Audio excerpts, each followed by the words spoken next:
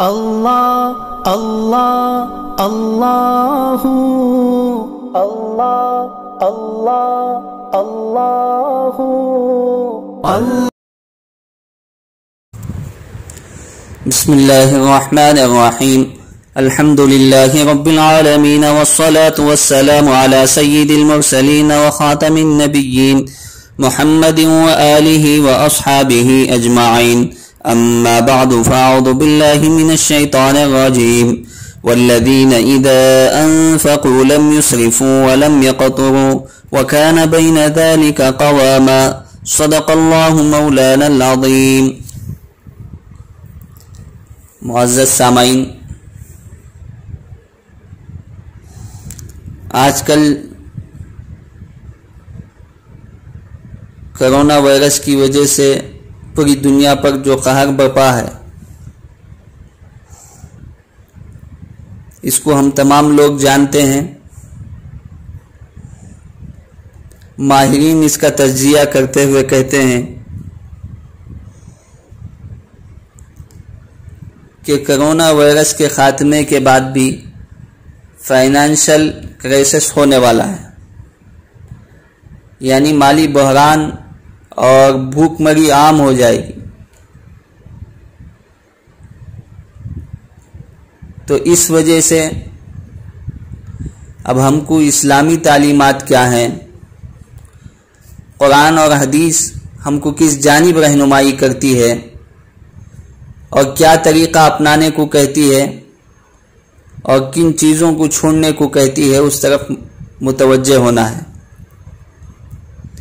ویسے عام حالات میں بھی اللہ نے اور جناب محمد رسول اللہ صلی اللہ علیہ وسلم کی بتائی ہوئی گائیڈ لائنز کے حساب سے اگر ہم نے اپنا فائنانشل مینجمنٹ کیا تو کبھی بھی انسان بھوکمری اور فقیری کا اور فائنانشل کرائسس کا شکار نہیں ہو سکتا.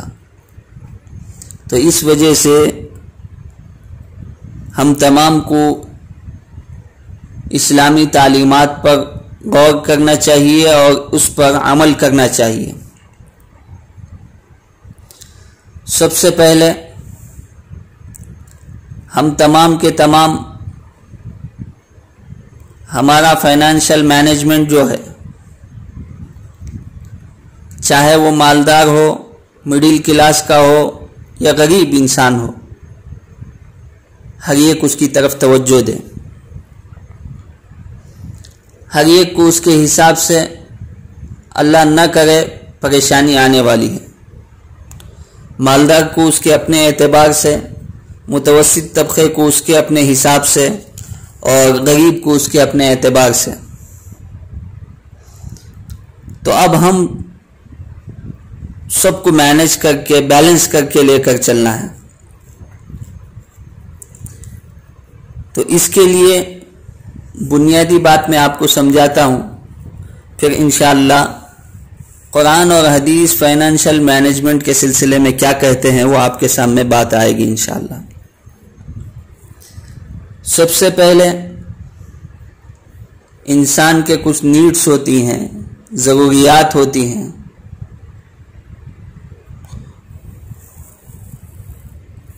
اور سیکنڈ نمبر پر کچھ وانٹس ہوتے ہیں، یعنی حاجات اس کے ہوتی ہیں، اور اسی طرح اس سے آگے چل کر انسان کے کچھ ڈیزائرز ہوتے ہیں، یعنی اس کو کہو آسائش، زیبائش وغیرہ کہہ سکتے ہیں. اس کی مثال یوں سمجھ لیجئے کہ مجھے رہنے کے لیے گھر چاہیے. چھوٹے گھر میں جس میں میں رہ سکتا ہوں وہ بھی میرے لیے کافی ہے، لیکن میں چاہتا ہوں کہ میں تھوڑا اپنے گھر میں آرام سے رہوں، تھوڑا کشادہ بناؤں. تو یہ وانٹس ہو گیا کہ جس میں میں اور میرے بیوی بچے سکون سے، اطمینان سے رہ سکیں.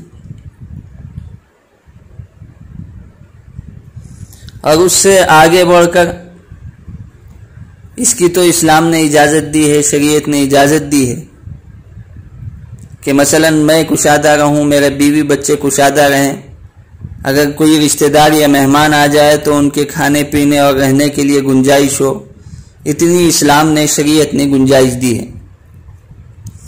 اس سے آگے بڑھ کر جو چیز ہے وہ زیبائش ہے، نمائش ہے، دکھلاوا جس کو کہتے ہیں وہ ہے۔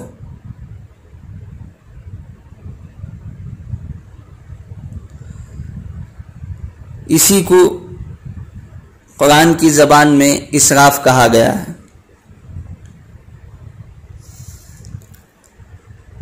اسراف یعنی بیجا خرچ، اسی کو کہا گیا ہے۔ اور اسی طرح ایک لفظ قرآن میں کنجوسی کا استعمال کیا گیا ہے۔ وہ کنجوسی کا میننگ کیا ہے، بخالت کا میننگ کیا ہے کہ آدمی اپنے نیڈس کو اور وانٹس کو اپنے اور اپنے گھر والوں کے وہ بھی ادا نہ کرے، اور اس میں خرچ ہونے والا، استعمال ہونے والا پیسہ، روپیہ جو ضرورت میں، حاجت میں استعمال ہونے والا ہے، اپنے سے، اپنے بیوی بچوں سے بچا کر اس کو جمانے میں لگ جائے تو اس کو کنجوسی کہتے ہیں۔ تو اسلام میں زیبائش کی، دکھلاوے کی، نمائش کی بھی اجازت نہیں دی ہے، اس کو اسراف کہا ہے۔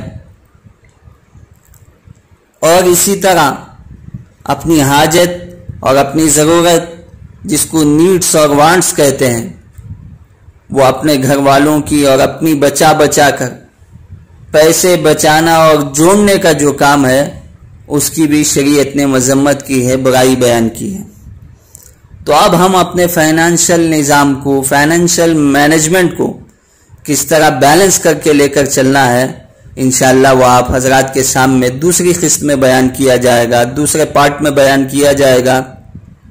اللہ تعالیٰ سے دعا ہے کہ اللہ تبارک و تعالی ہم تمام کو اسراف سے اور کنجوسی سے اللہ تبارک و تعالی ہم تمام کی حفاظت فرمائے۔